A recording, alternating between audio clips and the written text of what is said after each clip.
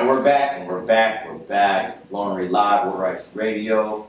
Done with the Ratchet Recap. We are done. Yes, and we're about to go into our Lauren Rei Live, let's talk about the topic of the hour. Yeah. And here in the studio right now, we have Breezy and Watts from Taste Creators right here in Philly. Say hello to everybody. Hey, we're here in the building. I don't know how to do the air horn. That's Jace. There we go. There you go. So thank you guys for coming to the show. We're really excited to have you here. Actually, a previous guest, Janae Brown, she was here.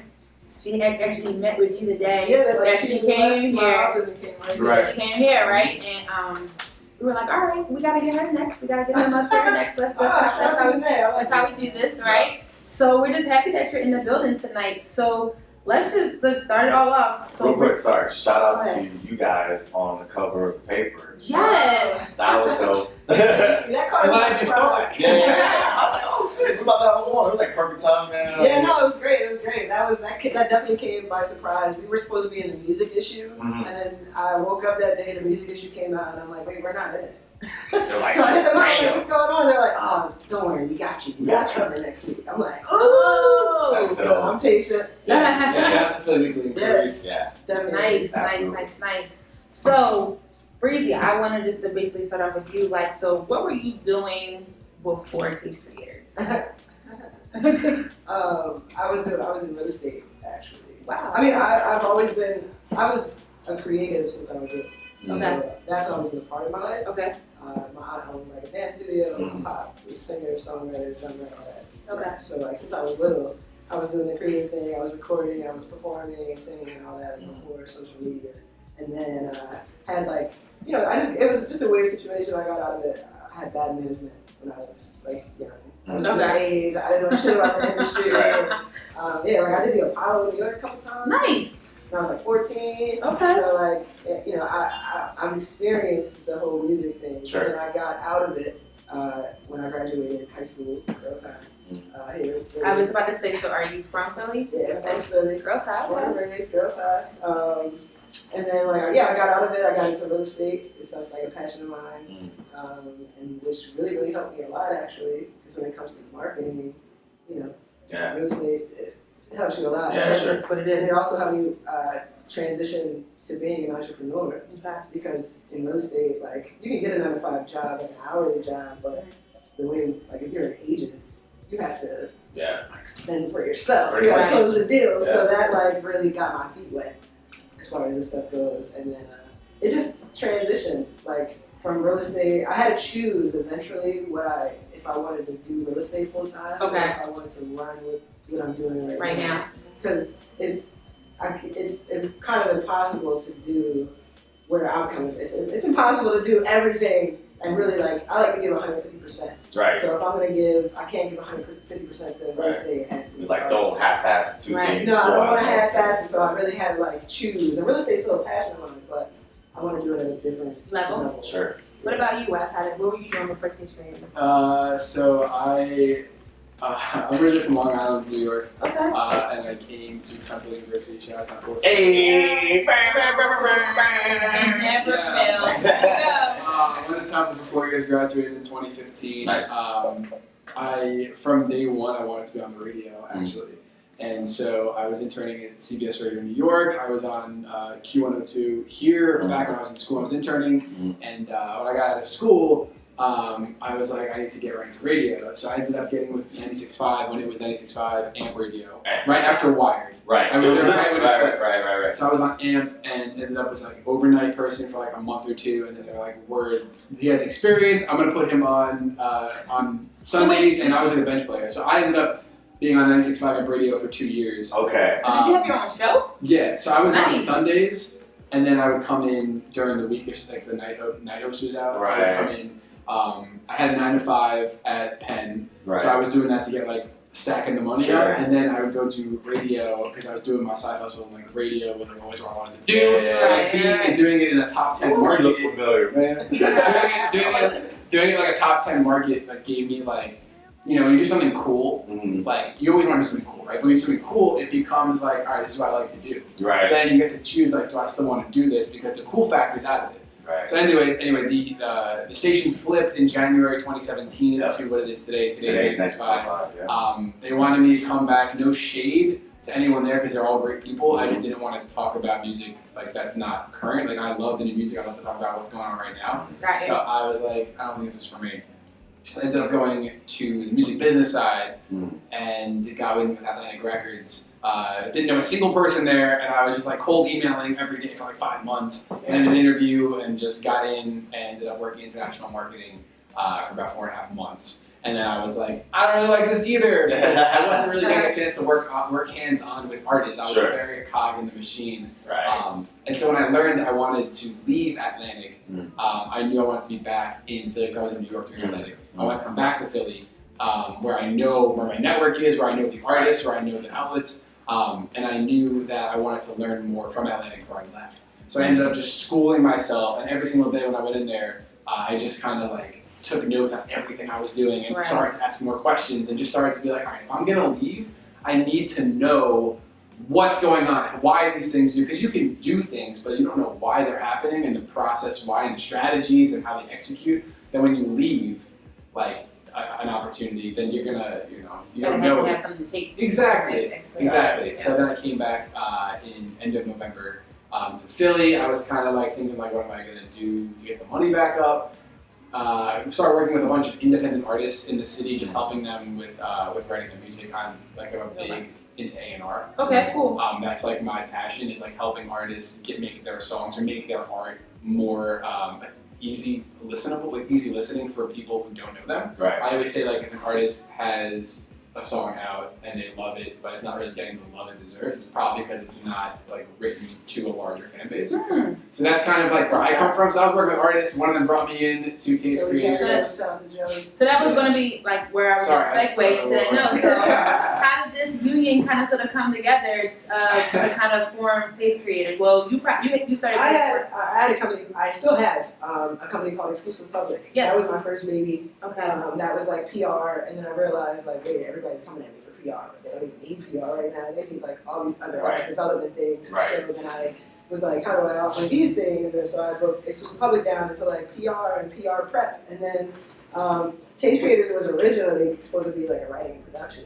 Okay. But I was like, let me just create the blog for now and start like curating music, content, playlists, things like that. Just really putting people on to like the indie artists that are just as good as the mainstream artists. And then a couple of years go by, and then like recently, actually a couple of months ago, when I first secured our new like office and creative space, an artist named Joey Catos from the city that I've been working with for like a while. Dope. Shout out Joey. Love her. We interviewed her the Kickback a couple years ago. Okay, yeah, I did the PR for like her Floaters EP that she came out with a couple years ago. And ever since then, we've just been mad cool, keep in touch, And then she was working with Watts, and then she was coming to the office for like a meeting, and she called him like, yeah, you need to come with me. She was like, yo, you need to meet Breezy. Like, I think you guys will vibe. He's like, I think you guys will vibe so well. You guys got the mad energy. And I was like, all right, sure, whatever. So he came, and then she introduced So this is new. This is fairly new, yeah. Early December, I think. No, but like early December is where we formed the partnership. And then when I brought him on board, it just made sense to like run with, like, we kind of combined both of my companies together. Okay. And just restructured Taste Creators. Sure. So now, of course, we're gonna always we're gonna have a blog for the culture. We're always gonna put new content out, promote new music. We love to just help out however we can. But now we actually just turned everything into a full-blown agency. So let's rewind. Yeah, let's rewind a little bit. So talk to us about just what Taste Creators are. So if you were doing your elevator pitch, what would that be? You said that you're helping people follow their dreams and do what they love. So yeah, my whole thing, like, I don't like labels, right? Everybody would always try to like put a label on me, like, oh, you're a publicist. I'm like, publicist. Yeah. You know what I mean? Like, I just like to do what I can to help. So then it took a couple of years for me to realize what my purpose was, and it really was like, oh, I want to help artists make money doing what they love. I want to help people make money doing what they love, because I started from the ground up. Okay. And I'm not rich or anything, but I am doing what I love, and I'm able to help people for a living. So, and I'm happy because of it. Like when I was just doing real estate, I was like, all right, this is cool. I was making more money than all of my friends were, but I wasn't totally happy. I got you. with it. So like doing this, I'm like, wow, like I'm really helping people do what they love, and it's helping me, and I'm really, really happy because of it. So Taste Creators, I mean, it kind of just came about. I don't even know, like, as far as like the elevator pitch for Taste Creators, what we are essentially is a creative hub for artists. We are their team. Mm-hmm. So our sole focus is on the artist. So whether they're signed to a label, it doesn't matter. Like, we are their team. So we can handle, we handle the day-to-day things for the artists. So the foundational things, mainly, you know.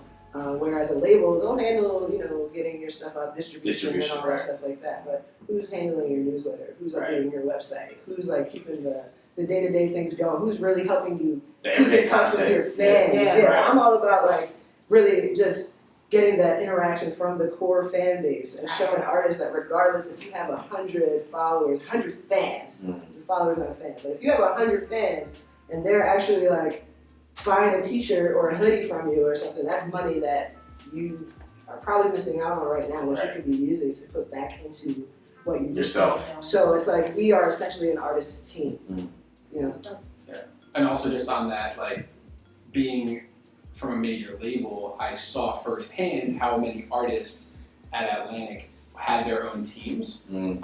Specifically, like when we worked on press stuff with like Ty Dolla $ign, Wiz Khalifa, Drum or Dram, however you want to pronounce it, same thing. Off the top of my head, like those 3 artists have their own teams. Right. Or like anything creative, when we got on a conference call, it was like it had to be okayed by their team. Sure. So when we talked about that when we first met, it was like this is the way things are going.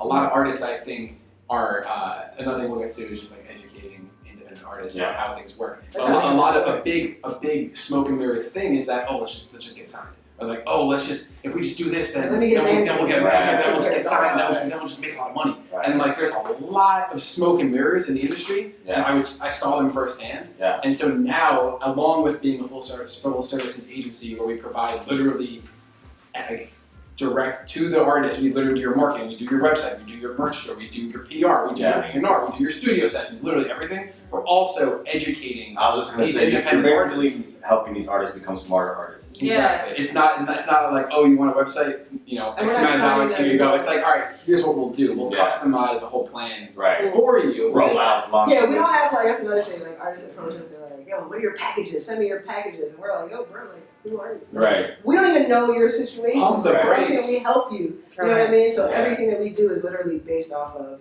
that specific artist. And the best thing I think specific person that I love so much about what we're doing is like we give a reason why for everything we talk about, and it's because we literally have the experience to back up why and the actual like reasons like. So you're not just talking out your ass. You're like, but there's a lot of people in the world today because music's become such a social thing and such a fast attention span where like people consume music and digital stuff so fast that like a lot of people are like, oh, you need to do this, and it's like, well, why should we listen to him or her? Right. What qualifies them for you? And I'm not saying that like, go spend 4 months at your label, but like everything we do is backed up, and we have the database and the research websites and like all the tools that we pay for to show you why we're making decisions we're making. It's literally taking like my blueprint too, like for how I started, and helping you do what you love to do. Well, that's a good place to pause right now for a quick break because we kind of want to sort of go get more in depth into like what that looks like with the artist once they come to you and how that kind of like goes. And I know every artist is different, but you almost answered one of the questions that I had for you coming up in regards to like label and being independent and different things of that nature. But no, it's all good. It's a good place to pause. We have another song coming up off of your list. We have Armani White. Armani! This is my dude, I'm so excited. So I reached out to Armani. I reached out to White like 3 years ago, like I was fresh out of Temple, like right when I got out of school, and I was like, I want to help because your SoundCloud, you have 5 songs in there, and they're all fire. And he was like, "Word, let's get together." So we ended up like working in the studio. He like was the first person to let me into the studio space and like actually A&R project with him. Nice. And I helped produce and record NYC Window, New York City Window, which was premiered on like Pigeons and Planes, all this cool Yeah, stuff. yeah, yeah. And so he is just so freaking talented, and he's so like. Is he from Philly? He is from Philly, he's from West Philly. Nice. He's so up next, and he's been so up next, and right now he's cultivating. He's really. He's like, cultivating he dropped this song a huge with a team. video and like it was everywhere. He has so much stuff ready to Like go. literally, he came to our office, and there were other people at our office. Was like, "Yo, is that our money? Wow. Is that our money?" Like, He moved out to yeah, LA. it's our money. You can go say hi. Yeah, He's yeah. got a whole squad of educated, knowledgeable people, That's important. and and so he is so. I'm so excited for He's him ready to for blow the hell up, and this is like the first release he's had in a couple, maybe over a year. Like it's been a while since he released music, but he's sitting on so much. He's trying to get that right marketing plan. But this song is, without a doubt, a huge like reintroduction for Armani White. All right, well, here it Let's is. do it. What are Ice Radio listeners? This is Armani White with Public School right here on the Lauren Rei Live Show. We will be right back. Please do not go anywhere. And we're back, everybody. It's your girl, Lauren Rei, right here on What a Ice Radio. That was Armani White with Public School. That joint's fire. For sure, I gotta go watch that video, too. Yeah. One thing I'll say about videos, I just feel like for some reason it kind of like faded a little bit. Right. But there's certain artists that are really, really cool. Like that Tierra Whack video. Yeah. Yeah. It's like next. That fucking, because I remember Next break video. a friend of mine showed me it, and I remember I was like, damn, this is dope. Like, who is this? Like, did she sign? I was like, how'd you get? I asked so many questions. Like, where'd you get the budget? Like, who are these people? Like, Right. who the mob? Like, what? Like, Before we jump into it though, like I'm sure we all come from like we're all in the same age range where like watching MTV Jams was big, making the video. making the videos. Why do you kind of think that's kind of faded? Here's the thing, it didn't fade all the way. It faded kind of with our age group a little bit. I don't really sit there and watch MTV Jams, but there's still a crowd of kids that does. That's still That's on video, it's still MTV Jams is still on It's still, yeah, MTV. it's all still rocking. And you gotta think these videos are on YouTube. And That's what I'm saying. Yeah. Oh, YouTube. Vivo still yeah. does it. YouTube is where it's at. Yeah. So okay, maybe it's just us. Well, no, I also think the like we were before we had like smartphones, we all sat around and watched Yeah. MTV. We waited for a new video to come In the out. morning, getting ready Now for it's like school. we It was can music do it on the phone and videos. check it out. Yeah. Exactly. I also think there's so much more out there, You're and right. there's so much There's more so shitty much. music videos Yeah. that you just see somebody, then you see, oh, your favorite artist dropped a music video, and you're like, I probably The internet and the same YouTube stuff I've seen. streaming changed the game. But that's what I was saying. Like I don't feel like I hear like my favorite artists anymore saying, "Yo, I just dropped a new visual." Like I don't feel like it's like really It pushing kind of for just drops, and promoting. people are like, oh, Like, oh shit. yeah, like this, like I mean, we do see stuff like when people do a whole catalog of videos and stuff like that. You know, Like like the binge. like the yeah. binge and stuff like that. But where you're I gonna say, think it goes beyond the video format itself, because if you look at like major label artists, they rarely drop videos for every song because the label doesn't want to put the money into each one because they have other artists at the label they're putting the money into. Right. If you have Sia doing a Christmas music video that you know is going to blow up because it's Christmas time and it's Sia, You don't you're have going to put that finance there rather than the fourth single of Ty Dolla $ign's Beach House 3. Right. right? Because you already spent money on the first two and it's doing all right, but you know that financing is better served somewhere else. That makes sense. Independents, I think, should be But it- definitely thinking about music On the videos. right songs, like you don't have to shoot. If you're an indie artist with like a mediocre budget, you don't have to like, shoot a video For every Right. song. But yeah, just kind of going off budgets and stuff. I feel like just now, like there's so many. You can like find a dope app to like help you film a Right. video, and you're kind of like in the mix. You know There's what so I many mean? people that like find hope with that. Right. Do it for free. Yeah. Right. There's always somebody like, yo, I got a camera. Let's just put some shit together. That's always gonna be there. Dude, teach yourself is what like artists should really be researching every little thing. But I will say, on the scale of priorities, I don't think music videos are in the top 5. What's in the top five?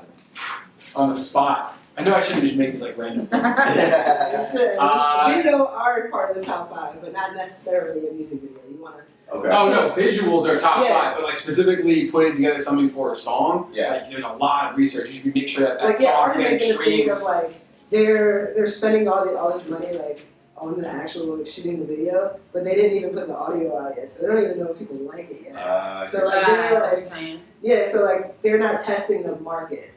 Or they don't have anybody looking at their music or listening to music from their team or from To tell anywhere them these that's going to things tell like- them honestly, hey man, I think this song actually sounds better. Like, Because they're let's all put this one asking, out first. they're asking a group of friends who's all like, yeah man, that's fire, that's heat, that's the best thing I've ever heard. Oh my god, you're the next big thing, whatever. But no one's actually being like, wait a second. Right. That's where we come in. Yeah. So how do you decide who y'all want to work with? Yeah. It's not about deciding who we want to. I mean, maybe a little bit of it. Like, you have to come with the right mindset. If you just come to us like, yo, I'm trying to get famous, I'm trying to get signed, bro. Trying to get that Make bread, us famous. like what's Right. good? If you don't have if you don't have any interest of actually, like, if you just want to pay somebody to do everything for you and you don't think that you have to do that much, then You're in the wrong industry. we're not gonna, you know what I mean? But if you come to us and you're like, I know I got a good product and I know that I can improve and I know that I'm willing to put in the work and I know that there's a lot of work involved, then that's who we want to work with. And we want to work with the hungry one. A good individual that you guys know pretty well, who has that mindset, works a job, and then puts those finances into himself to develop himself. Dino French, Right. And he puts on his Instagram himself in his UPS. Right. Going to outfit. work into my dream. And not only number one does that help your brand and help and feed your audience and connect with your audience, Absolutely. but two, just on a bare obvious aspect, he's working a job to put that money back into himself. Correct. So if you're doing that and then you're not investing in that artistry in yourself, then it's hard for us to sit there and then take you just as serious. Yeah. I think like and this is me outside looking in, I think with artists is I feel like investment in yourself and mastering your craft are like the most like just you gotta have those before you even like wanna. Because if you don't want to know how to sing a chord or sing with a harmony or whatever the case may be, then I honestly this is just me like I don't think you should be in the music industry. And if you make music, like you can't want to make the music video but not want to sit and do the marketing plan. Right. It's like you're a business. Once you step foot and say this is what I want to do with my life, it's like okay, it's a whole other line that you cross there. Yeah. But now you have certain responsibilities because now you're a business. You're a product. Yeah, you are a product, and you have to run yourself like a business. So. Right. So me and Dara group, we come to you, right? And we. I got bars, cuz. We Like, check out some of your I'm the boxes. king of Philly. Right, we check out some of your boxes and you're like, all right, cool, we're going to work with Jay and Lauren Rei. Like, what is the kind of sort of the process? Like, how do we start? How do you get us to the next level? So it all starts with, like I said, because we don't do those cookie cutter packages. It all really starts with evaluating you. Okay. So we would sit down with us at the studio, and we would listen to everything that you have that you put out already, everything that you have that's unreleased. Okay. We would examine your Instagram and make sure that you know how to use it. See what your interactions are like. It all starts with evaluating. So we do like a serious artist audit. Checking your bio, your press Yeah. kit, like anything you have If you- related to you guys as artists, we need to see. If you didn't fill out something on your page. Facebook page, if you didn't fill out something properly on your Facebook page, we're gonna make note of that. Right. You know what I mean? So a lot of the times artists feel like, oh, I just gotta go hire a publicist or I gotta go hire somebody. Do you know what that something means? for me. I'm not gonna go there, Right. but like it's a lot of the time it's really not something. It's something that you have to do internally. That Right. you have to adjust. That it's a lot of small things that can make a big difference. So we first evaluate, and while we're evaluating, we're seeing like, oh, okay, so you don't have a bio. Cool. We need to do that. Oh, okay, you have merch, or you don't have merch. Do you have an online store set up? Oh, okay, cool. That's something that we want to do because we want to help make you money too. You gotta have those sales funnels set up. Do you know how many fans you have? Right. Right now. Okay, you don't. All right, cool. Let's set up your newsletter. Let's see who's paying attention right now. Let's start interacting with them. You know what I mean? So we see where you're at. Oh, okay. How are you getting? You're getting this amount of streams. All right, you're not happy with that. So what are your goals? We figure out. Let's evaluate first, and then figure out what are your goals for right now. Do you want to get more streams? Do you just want to be more visible? Do you just want to know how to grow your fan base in general? Right. Do you have a project that you're looking to drop? And you don't know how to drop it. Okay, cool. So let's listen to it. Let's figure out, okay, what songs are we going to drop and when? And what visuals are we going to do with it? So are you sick of your brother who's handing you mediocre beats and you need some So there's like so many different ways that we can work with you, and we've worked with artists on a bunch of different levels. I've worked with artists that work with Drake already, and they have, you know what I mean, they're doing the damn thing, but they're missing a few little key components, or so we just kind of really fully evaluate the situation and then tidy up the loose ends and put a nice strategy together for each individual. Who's an artist that you could say that you kind of like, you really appreciate how they put the work in to really get themselves out there? Right. I'll start two. So one of them I talked to earlier, Chasing Cash, is really, really dope. And China Mac, there's an artist actually out of New York who Free China Mac. Free China Mac. He's out. Okay. He's out charges. Yeah, he has a crazy story. Yeah. And he came to me with a music video called "Going Down" that he had with Dave East that went out. Yeah, it's like 2 years ago. Yeah, and he's like, you know, we started. I originally started working with him doing the PR for that video, and then we worked on like his marketing strategy. And like if there's an art, he works harder in jail than artists that are out. Wow. Let me put it that way. Long story short, he went to jail for like 10 years for being in some gang stuff. And he got out and shot a video called Fuck a Cop, which is basically about police brutality. Okay, if you fuck with us, we're gonna come back at you. So ever since then, the cops have really been on his ass. Okay. He came out, got out for a year, got a little bit of a buzz, but then we started working together and he got into a little situation and he got locked up again, right? He gets out, he bails himself out, gets out for 3 days. In that 3 days, he shot like 1 billion music videos. Damn. Because he knew he was going back in. While he was locked up, he was literally mailing me.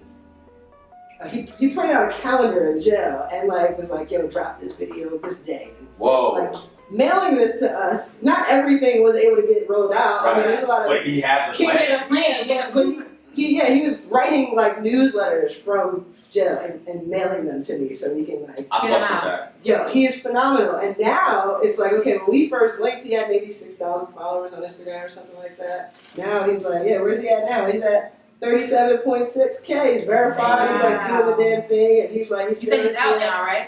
Alright, so he got out and then he went to South by, right? Okay. And they were shooting a skit and the cops didn't know that it was a skit and they locked him up. But now they dropped the charges and I didn't check to see if he's out right this second, but they dropped the charges. So he'll be back. Well, in or out, he moving, right? He works so the jail hard. fucking what he's trying to do. Yeah, there's another artist, his name is Lucid. He's actually one of the songs. And now the video for that song, right? Like I worked with him. He's an indie artist. He approached me. We needed a strategy. I would send him an action plan. I do things called an action plan where I type up like, here's what you need to do, right? And I would send it to him next day. He'd hit me up like, yo, please, I got this, and this.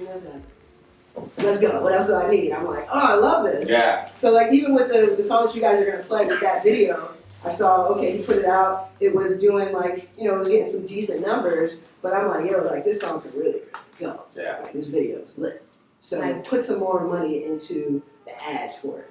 He was like, all right, cool. I think I should, even though it's like a couple months old, you sure I should do that? I'm like, yeah. So what it really sounds like is that. And it blew up. Put it in. So what it sounds like is that the artists that are coming to you have to have the drive to want to really to make it work. Like there are some artists who are like, basically, I'm trying to catch a bag. You know what I'm trying to say? I'm trying to get this, and it's not going to get them to the next level unless they're just walking in, like they're really huge. They're walking into a label. They're getting signed. They get an advance, and they take care of everything. I mean, there's artists that will blow $150,000 on the wrong stuff, and they're not safe because you just spent all of your money on the wrong stuff. You know what I mean? Because you're just like, oh, I got money. I'm gonna pay. I'm gonna get a radio campaign. But little did you know, if you were to talk to somebody, you're doing a campaign for the wrong song. Right. And if you don't have all these ducks in a row over here to keep that radio campaign going, what do you do? You know what I mean?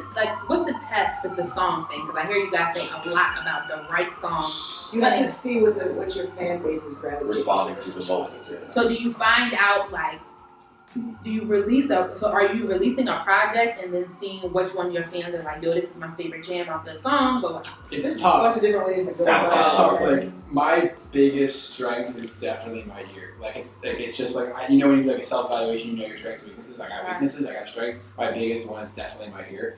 I think the biggest thing when it comes to artists releasing songs and hyping them up in their head is it could be catchy, it could be this, it could be that. If it's not structured, and if it's not easy to listen to, and if it's not easy to grasp onto, and if they're not thinking about it afterwards, correct. then it's not going to work. So just by playing, if you get 10 people in a room and you play 3 songs, and here's the flip side to that. There's a lot of artists out here right now that are garbage, but they have a song that is extremely what we would think catchy, do you still even think some of those artists that are not really what we would think are really good? We talk about this all the time, like they call it like the mumble rap or whatever like that, but these songs are still lifting off and they're taking off.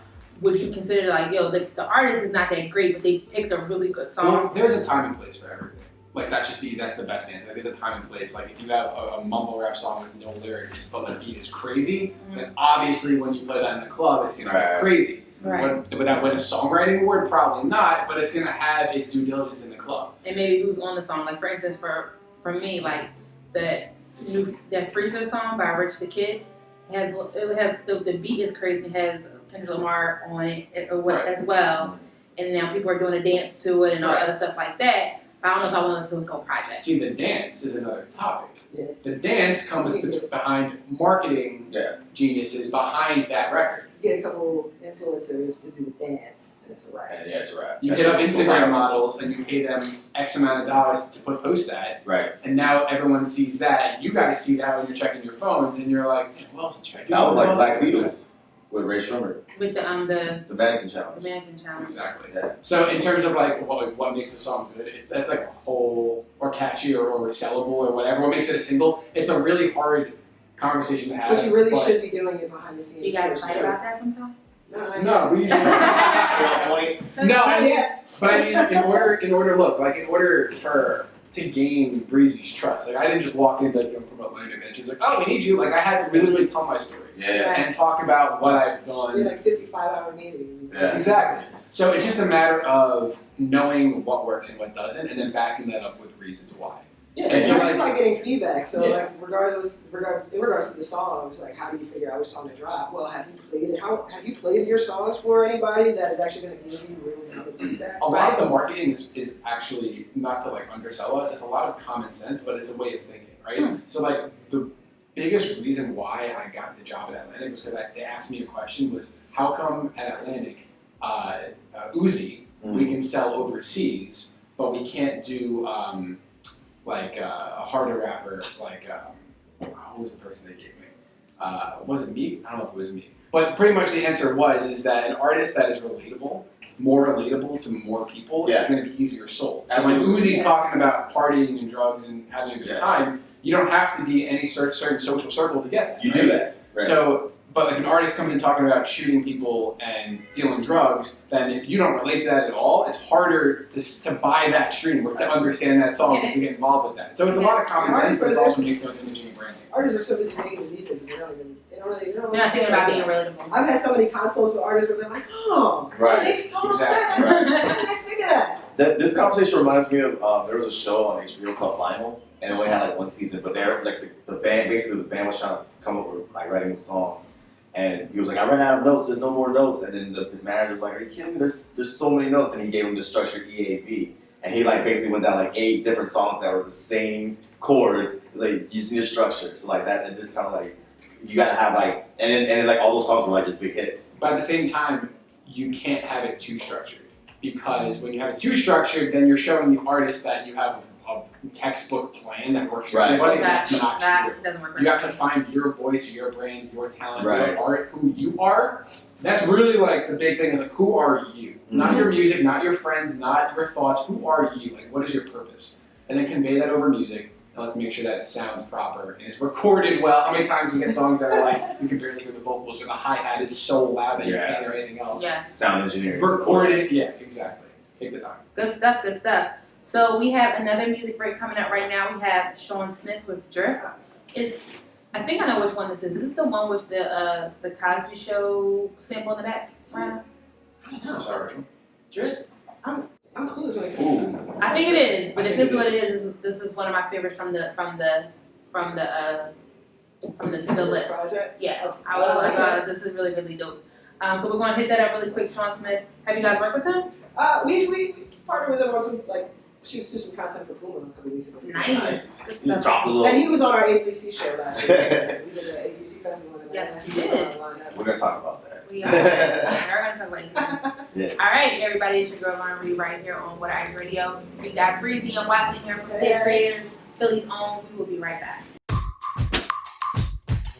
And we're back. Taste creators in the building. Watts, Breezy, Brianna, how y'all doing? Y'all good? Yeah, we're great. It's a lot of fun. Cool, man. It's good being on the other side of the radio. Right. Yeah. She needs some food. You would have told me I would. Breezy's withering away in the corner of the studio. Yeah. And next time you guys come over, we'll have craft I got a service. bad habit of not eating all day. Yeah. And then I'll be like, wait, Hello. That is my life. I'm like, what time is it? 8? I'm Oh, like, shit. damn, I didn't eat what I eat. Yeah. I get yelled at about that all the time. You yell at me I'm all the stacking. time. What are you talking You yell at me all the time. Everybody. Because I'm by myself in the office. I would bring everything to the office, eat all my snacks, all my carrots, and Or like hard-boiled eggs or I'll whatever. get Like, something and it'll just sit there because then I'm like going You're back And and you doing just something. you had it. My issue is coffee. I drink coffee in the morning and then Okay. like, it just gets me full and then I So- feel like I'm dead. I like how you brought up like y'all's relationship. Like, how important was it for you to find someone like Watts where you can trust? 'Cause you spend a lot of I hours. like things to happen organically. Okay. So I wasn't like out there looking for a partner. Okay. But I, for like at least a year now, have knew that I've known that I've needed, like felt that I've needed some help. Sure. I needed like another me. Right. Because things just got a little too crazy. So that really happened. It's a good problem to have. It is a good problem to have, but so when it comes to me and him, it really happened so naturally. Mm. And I'm big on energy Sure. and vibes, you know. So we just really, really hit it off to the point that he finished my sentences Wow. in our first meeting. Like we Finish sat each other's there. sandwiches. And it's like, you know when somebody just gets it? Like Right. you don't have to friggin' explain yourself to the T, like he just gets it. Yeah. And it just like it just came together and Mhm. like he was very, very transparent with me and vice versa. And we just were like, wow, like this could really freaking work. Right. Wow. Right. And yeah, so it happened so organically that I didn't expect it, and it's lovely. That's dope. So I have a common question probably that you guys really try to get a lot, but we have a lot of independent artists come through here, not just on this show, but on the Drop Night show. And even with Mike Beyond, they have a lot of independent artists come in. What do you think one of the biggest misconceptions about being an independent artist is? from what perspective? From the fan or from a business standpoint? From the artist. So if I wanted to be an artist Yeah. and someone's like, hey, try the independent route. You They know don't what I'm saying? realize- What do you think that misconception is? With to me, and you might have a different answer, but with me, they don't realize how much that the music is like 10% of the equation, and the business is so much of it. Right. You know what I mean? So they're coming in like, oh, I make great music, I'm lit, and it's like, well, the reason why. Well, Like, cause a lot of really talented artists, they're like, they just want to hide out in the studio. But meanwhile, you see like Joe Schmo with like purple hair doing crazy shit on Instagram every day, all day, always. And booking shows, going on tour. Yeah, so it's like, you really have to find that balance. So to me, they don't realize that, okay, it's more business than anything. gotcha. And they don't realize that, okay, as a business, you have to literally pay for everything. They think that like, you know, like being a listener, you just hear shit pop up on the radio or Right. a video. You don't see you don't know what goes into it, but like, you might get a couple spins on the radio every now and then for free, but you know, the label's dropping big cash to push these songs out. You know what I mean? Well, talk about it from the. I'm sorry, you wanted to piggyback with that because I was going to say take it from the fan perspective. What do you think Well, the biggest misconception? real quick, the reason why, or an example of why we work so well together is because while Breezy's background in marketing and branding is so incredibly strong and she knows the 90% based on her 10% say around music, like I'm in the mindset where like I've heard so much average mediocre music coming from artists who really think they're up next. And I'm just like, you need to do better. And I explain to them like, here's some reasons why. Right. Your chorus and your bridge and your verse all sound like one big mishmash of crap. Right. So like we need to definitely structure, write some hooks in there and make this thing a hit. So like while all that stuff, and also not to like everything Breezy just said is exactly true. Like there's also artists who like have mediocre music and then also don't have a social media presence. Right. And like you literally are gonna lose if you How have do I either find you? of those. Because if you have one of those, then you can find help for the other. Sure. But if you don't even understand that you don't have one of those, or you have neither and you think you have both, it's about self-evaluation and realizing that what do you actually have, where do you need help, how do I get that help? From the fans' perspective, I think a big misconception right now, and you're probably surprised a lot of people in this room, is that everyone's team independent, but they don't realize the funding and the work that goes into it to the point where like I love Chance the Rapper. I'm a huge Chance the Rapper. Color Book was probably my favorite album last year. But but people don't realize that he didn't just like wake up one day Right. and have $1 billion and then just put money Checks. down, and then just like he thinks that Kanye just walked into the room based on like an old like voice note or something. Yeah. Like he had investors that invested into his project that got him the studio space, that got him the background chorus needed to have his songs, got him the equipment needed to work with Francis and the Lights, to work with Kanye to have all these things. Right. So a big misconception from a fan perspective is a lot of these indies that are doing things right now and have their own brands, they don't just wake up with money. Mm-hmm. So you have to save your money, or there's no shame in working a 9 to 5 or working a Starbucks job to afford studio time. Right. You need to make sure that the money that you're spending on yourself is the right amount. And in the right places. Exactly. That's So I guess overall And overall, back to like turning artists into entrepreneurs, make sure that you actually have something for sale. Because you're a product, but like, okay, a t-shirt is also a product. Right. Like, I'm team independent, don't get me wrong, but you have to also understand as a fan that like every independent artist didn't go from literally dirt poor to huge. Like there was people that came, there were companies that came in and were like, yo, if you use our equipment, we'll throw you $2 million for your record. You know what I'm saying? Like that's a smart partnership. Right. So it's not just all about like coming from the dirt and getting big. Like and that's a cool smoke and mirrors thing. It's a cool thing to have, but from a fan's perspective, like definitely educate yourself because it's not like labels, independence, black, white. It's like there's a lot of in between these days with minor imprints from big labels and people doing their own thing. Like Brockhampton had to do that for so long, and they just signed to Sony. Right. Just now. Nice. I just had a question. Like, there's something I'd like to bring up, especially with you both, because you have so much knowledge in the music industry. As far as like, you know, when artists say, "Oh, I want to sell out" or whatever, and the argument is like, music is the only like art industry of art that one person could sell out. Like if you go like an artist, like a painter or something, they sell like one piece for like $10 million and nobody says anything. And then like an artist, you know, gets a Kit Kat commercial and it's like, oh, he sold out. It's like, why is it music? Why is it music the only form of art form that sells out? And every other form of art, like they get paid these exorbitant amount of money and nobody says anything. I love that question. That's the best question I've probably heard in a long time. I wish journalists. I'm trying to master my craft here, man. I really wish journalists would ask like COOs and CEOs of like Warner Music Group and Universal Music Group these questions because or talking to the art companies like hand painted art. How come? Why do you think music's not being sold? My opinion is that moving into the streaming culture, we stopped paying for records, right? So like you put out a project and your streaming amount is so small, what you're seeing is so small, you're making more money selling a t-shirt than you're making on literally like 1,000 streams of your song that you worked so hard on. Yeah, you're getting like pennies off of that. Exactly. So now it's like selling out is like let's say you worked for 5 years on one album and a couple singles and your name's out there, but the streams are just not where you want it to. You're not making a lot of your music. But then all of a sudden Urban Outfitters or Kit Kat comes along and they're like, yo, if you wear, Urban Outfitters says, you wear our brand and you post 5 Instagrams, we'll pay you $500. And you're like, damn, that's the biggest check I've gotten. That's the biggest check I've gotten in 5 years. So you have to, when you think about the sellouts,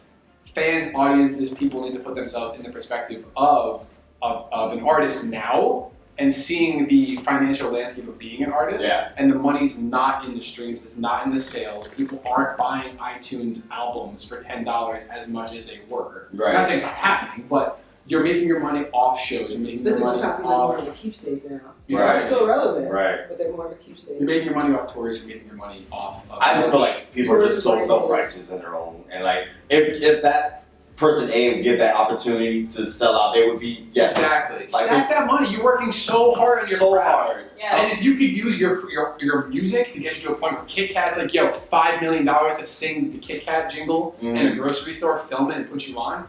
Like, how are you not going to say that? Yeah, let me get my marketing right. I think it's just a lot of people who think about sellouts don't. And I admit, when I was in like middle school, I was thinking the same thought. Why is Eminem doing this now with this person in this commercial? Because Eminem needs money. It's like, I think it's just a matter of educating the masses on the fact that like if you're selling out, you're not really selling out, you're really getting the money. Yeah. There's There's a difference so much there. smoke and Though. mirrors in this industry that it leaves everybody confused. But there's a difference there though between like doing your music the right way and then getting paid by Kit Kat versus like doing music the right way and then getting caught up in some kind of label deal where like they're producing your whole album and every song sounds like a radio pop song and you just got And you basically have overhead, and so you don't even get none of that money.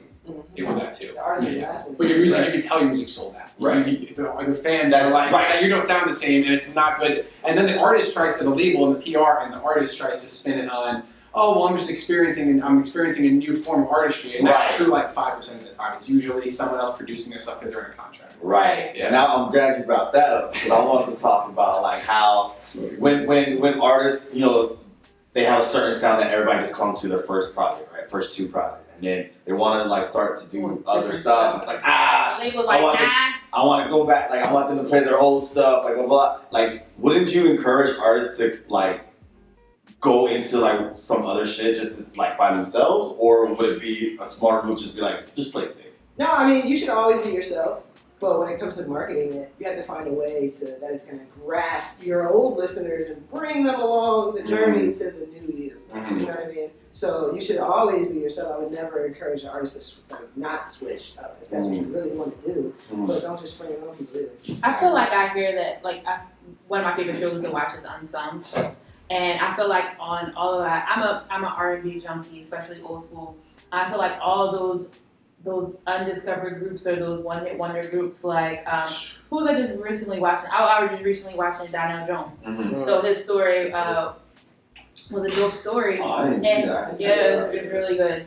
And the reason why basically things went sour is because he wanted to do something different, and the label wanted him to do more of Where I Want to Be stuff. Right, they right, wanted right. to keep doing like covers of Stevie Journey Wonder to songs Gemini. and just stuff like that. And he was like, that's just not the vibe that I'm on anymore. And they ended up parting ways in regards to that because he did do something different.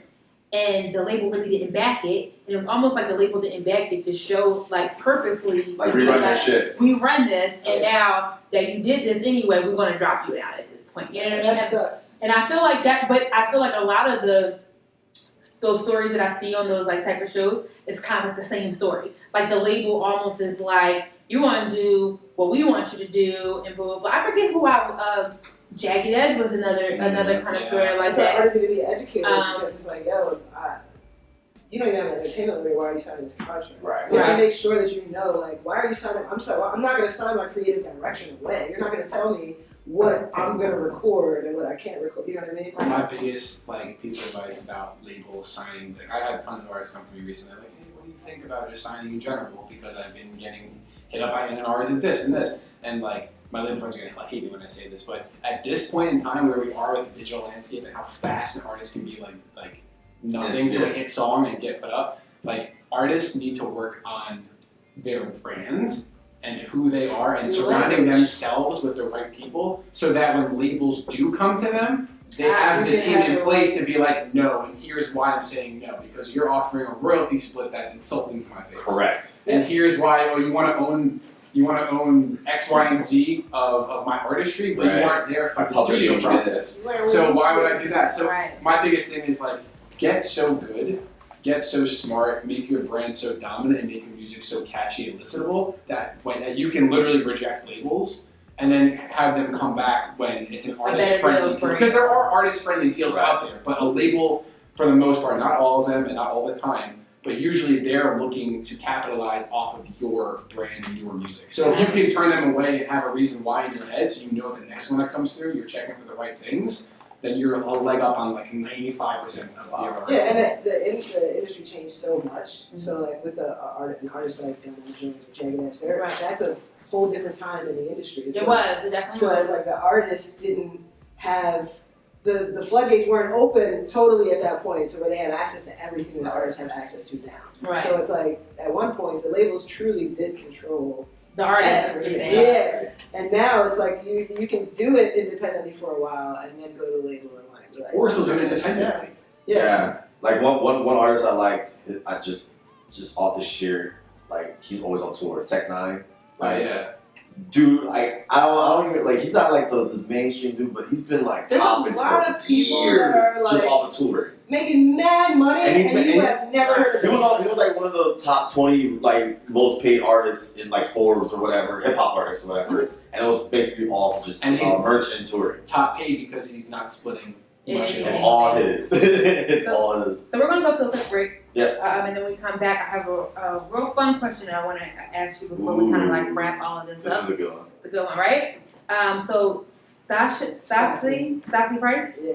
Yes, I've definitely seen her on the on social media a lot. I've definitely seen her there. And she has like a Caribbean vibe to her. Definitely. I like that. You'll like this song. Yeah, I haven't worked with Stassi yet either. Talked Talked to her a couple times, but no, I mean, I just, like I said, I'm a fan of music, and I heard this song, and I literally added it to my playlist, and I play it for a lot of people, and I'm just like, yo, let's put this dope music out there that people need to hear. So. And then you know what we're gonna do? We're gonna go right into right after Stassi. We're actually gonna go right into Lucid too. Okay. And we have what's this song called? How you feeling? All right, everybody, it's your girl Lauren Rei right here on What I Asked Radio. We'll be right back for the Lauren Rei Live wrap up. Yeah. And we are back, everybody. It's your girl Lauren Rei right here on What I Asked Radio, and that was Lucid. That has the Cosby Show. Yes. I just want to say thank you so much for doing this list because it's one of our favorite things to do. One of our favorite things to do. But like to have people come in like, yo, we want to hear these songs, and they're fire. Much appreciated. Very appreciated. Much appreciated. So thank you. And when I was thinking of it, I was like, they work with artists. They gotta know some fire stuff. I was like, let me just shoot this out there. And when you got back to me and was like, boom, I was like, we're like, because we'll go back and forth like, yo, what should the theme be? Anytime you guys think like, yo, that could be what Taste Creators helps y'all with. Like, we'll send you music for every show. Nice. Yeah, love it. So I wanted to do something fun. I would like to do little fun stuff at the end of the interview with our guests. So sometimes we play little games, stuff like that. Put you on the spot. A little bit. So, in a perfect world, and this may be something that we might be able to work on to do, never know. If Taste Creators had a Taste Creators cipher. Like on BT. Cipher. You know it's coming, right? 3 artists. Each of you, 3 artists who would be a part of the Taste Creators cipher. Damn, alright, because here's the thing. Watts is done. I work with indies, so I'm gonna be with indies. That's fine. I'm good with that. Is this supposed to be like real quick? Like, is it like anybody, or is it like people that we work with, people that we know? Anybody. Alright, you want to work with who? The first person I'm gonna nominate, and you guys are gonna have her on her show and hear her freestyle, is LG Team Genius.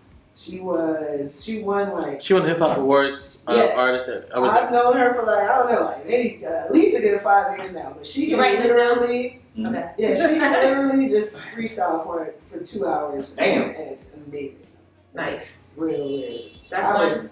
Definitely. LG Team Genius. LG Team Genius. Shout out to LG. That's one for you. So you haven't forgot about you, Watts.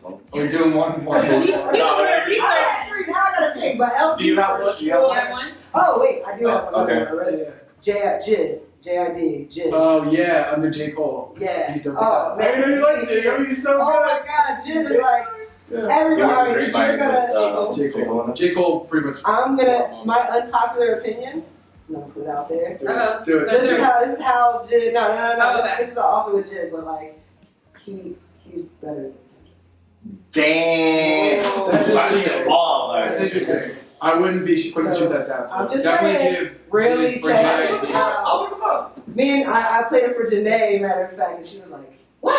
And then I played it, and she's like, "Oh, you might have something there." Whoa. You might. Alright. So, I wrote that down. Where's Jid? Oh, okay, you said he works with J. Cole. What do you got for us, Watts? Honestly, You only giving us 2. I'm thinking like super indie. Like and we already talked about him, but I honestly think Armani White. So here's the thing with him, right? Like people compare him a lot to different rappers, and that's the best part is that he sounds a little bit like this person, sounds a little bit like Chance, a little bit like Golding, a little bit like this guy, a little bit like this guy. But then his repertoire of music that he's sitting on right now sounds like all your favorite artists in one. Nice. And he can freestyle with the best of them. Number 2. You got for us. oh, and since she's also from Philly and she's really lit, and I've seen her. So this is your 3rd one? Ooh. I'm gonna say since we're rooting for the indies, and you're putting me on the spot, I'm gonna go and say Sierra Whack. Okay. Alright. So you got Have you 3. seen her freestyle? freestyles? No. Like, have you seen? Nah, Like, I've only seen her Man, video. You gotta look at her video. Tiara You on her I Instagram. gotta get her Instagram. Tiara, Jib, and LG Team Genius will murder. I got your three. Alright. I got your three. I'm sure. I heard that though. I heard that she just like she got bars. I heard Just that. saying. I'm straight up going through my playlist I'm right usually now. bad at See- this. Yeah, I'm not. I'm so bad at the on the spot shit. Can you take mine? It's all practice. See, the thing is, what I'm thinking about, I'm probably overthinking it, obviously, but like, I'm thinking, oh, that's an accident. I'm thinking, like, so is it, like, are they better at freestyle or are they just good artists? Because, like, I would love to see, like, Anderson .Paak freestyle. Yeah. Because Okay. I'm a huge Anderson .Paak fan. I I love think it's that so too. musical and seeing him drum and freestyle at the same time would be He's crazy. so dope. Yeah. Right. So, like, that's one. All right. One more. You be anybody. Freestyle. Oh man, you know, I watched so many freestyle videos that I can't even. It doesn't even have to be a freestyle. Now they're doing ciphers now where people are coming in and singing. Yeah. You're not like, it doesn't have to be. Oh man. Good luck. I- I'm surprised I came up with three. Yeah, I'm On the proud of you. spot. I'm really, this is like a guilty pleasure. I'm really big into the UK grime scene. Okay. I'm very big into it. I'm half British, so I lived in London for 6 Yeah. months, and I just Nice. got like right into the scene. That shit's So like, huge. honestly, like on a side, like I would love to see a cipher on like BET, like in a big American media market Yeah. with like straight up like Skepta, Stormzy, Stormzy. Yeah. I saw Stormzy at Alright. Made American. And So. Skepta was here in Philly Right. last year. I saw him like just a straight up like a British takeover. Dizzy Rascal, Wiley, like That's an OG. all the guys like Yeah. coming in doing their thing. Like they just rap to a different. They don't rap a 4-bar. They rap Yeah. like a 6-bar. Yeah. And so it's just different.